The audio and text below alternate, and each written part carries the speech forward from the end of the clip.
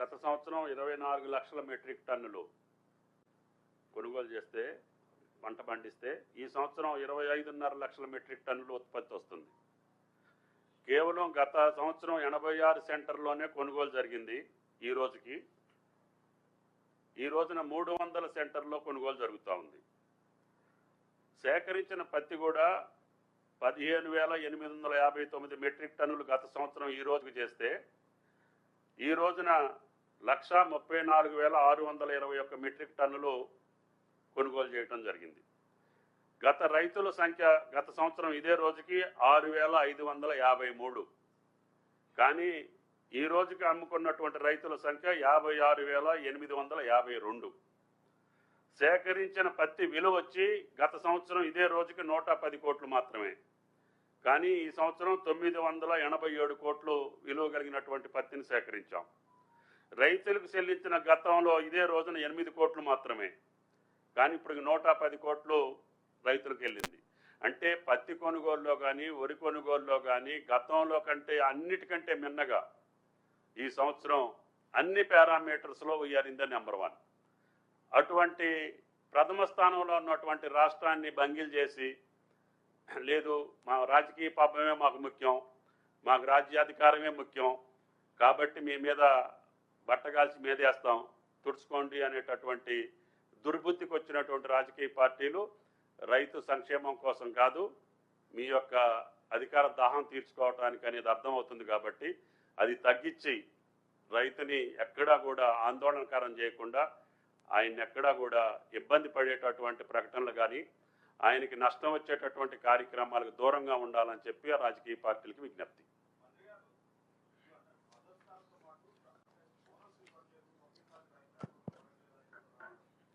అదేనండి, మద్దతు ధర ఏమో కార్పొరేషన్ డైరెక్ట్గా ఇచ్చేస్తుంది. అక్కడే బోనస్ వచ్చి ప్రభుత్వ ఖజానాలోంచి వెళ్ళాలి.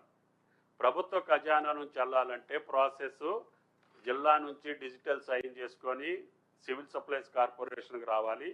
ఆ యొక్క ఎండి సంతకం పెట్టిన తర్వాత ఫైనాన్స్ డిపార్ట్మెంట్కి రావాలి.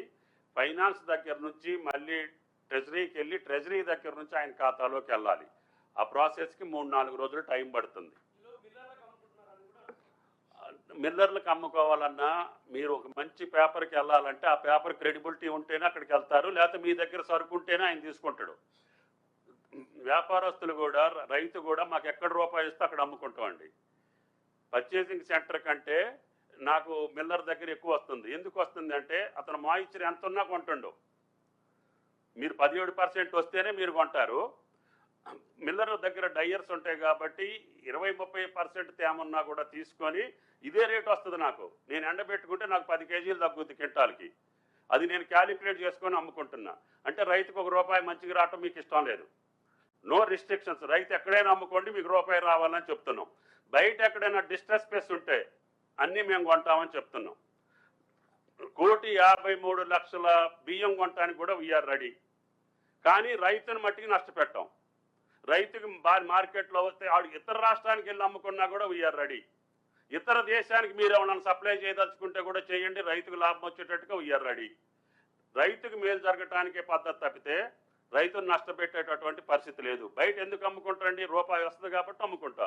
మార్కెట్ డిమాండ్లో ఎక్కడ ఉంటే అక్కడికి అమ్ముకుంటా. అది కూడా తప్పేనా? అట్లా రైతుకు ₹1 రావద్దా? రైతు బాగుపడొద్దా?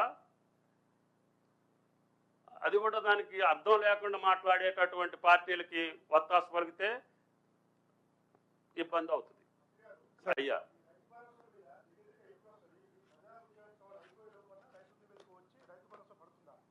బట్టి గారిని అడగాలి, చైర్మన్ గారు. ఆయన రైతు బంధుకు సంబంధించి ఒకటే గుగ్గలు పెడతా ఉన్నారు కదా టీఆర్ఎస్ వాళ్ళు. 2019లో వారు కూడా రైతు బంధు ఇవ్వలేదు. మనం ఇచ్చాం. ఆ అమౌంట్ మనం ఇచ్చాం 7,660 కోట్లు. ఆ అమౌంట్ను కూడా మా ప్రభుత్వం వచ్చిన తర్వాత డిస్పర్స్ చేయటం జరిగింది. ఈరోజు స్పష్టంగా అసలు రైతు అనేవాడికి రైతు బంధు ఇవ్వాలనే ఒక ఆలోచన చేస్తూ ఉన్న తరుణం ఇది.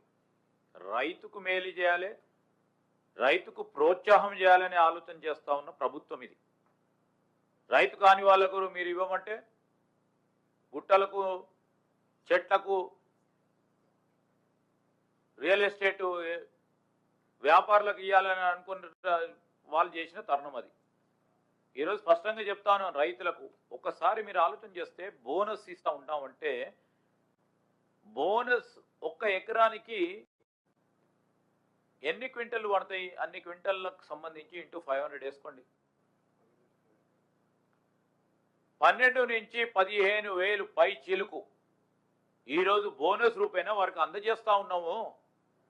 దాన్ని రైతులు అయితే గుర్తిస్తా ఉన్నారు, కానీ సోయలేని టీఆర్ఎస్ వాళ్ళు మేము గుర్తించాం దాన్ని అంటే మేమేం చెప్పలేము.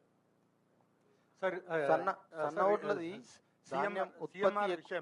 సిఎంఆర్ విషయంలో ఇక్కడ రైస్ మిల్లర్లు నిరసన తెలుపుతున్నారు కాబట్టి సన్నాల విషయంలో పక్క రాష్ట్రాలకు సిఎంఆర్ చేయించే అవకాశాలు ఏమైనా ఉన్నాయా సార్? వాళ్ళ 3 మెయిన్ డిమాండ్స్ ఉన్నాయి. 67% recovery, bank guarantee, 10% bank guarantee, ఇంకా మిల్లింగ్ ఛార్జెస్ పెంచాలని వాళ్ళ 3 ప్రధాన డిమాండ్స్ ఉన్నాయి. అసోసియేషన్స్ తోటి మాట్లాడటం జరిగింది మొన్న. ఉత్తమ్ గారు, నేను, sir, they are agreed.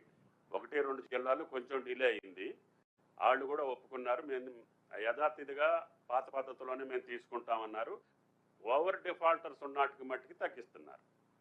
Rice millers అందరూ కూడా వాళ్ళ యాజమాన్యాలు వచ్చి వాళ్ళ అసోసియేషన్స్ ఒప్పుకొని అక్కర్లేదు మీరు బయటికి పంపించాల్సినంత పరిస్థితి రానియం, మేము చేస్తామని చెప్పి ఒప్పుకున్నారు. కాబట్టి నిన్న మొన్న అంతా ఫాల్ ఇన్ లైన్. ఫస్ట్ వీక్లో స్టార్ట్ అయినటువంటి కొనుగోళ్లు ఇప్పుడు సక్రమైన దారిలో పడ్డది. ఎక్కడా కూడా మీకు ఇబ్బంది రాదు.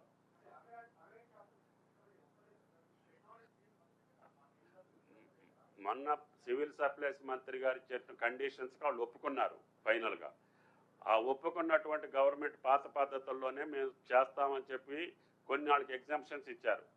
బ్యాంక్ గ్యారంటీలు 100% వద్దు, 10% ఇవ్వండి, మిల్లింగ్ ఛార్జెస్ పెంచడం, ఇటువంటి వెసులుబాటు అంతా ఇచ్చిన తర్వాత they are in the line. Sir, ఈ రైతు బంధు అనేది ఇన్ని ఎకరాల వరకు ఇస్తామనేది నాకు క్రాప్ ఏమన్నా పెట్టగలుగుతున్నారు సార్? సబ్ కమిటీలో రావాలి, సబ్ కమిటీ రిపోర్ట్లో వస్తుంది. మంత్రి గారు, శేర్బాబు గారు,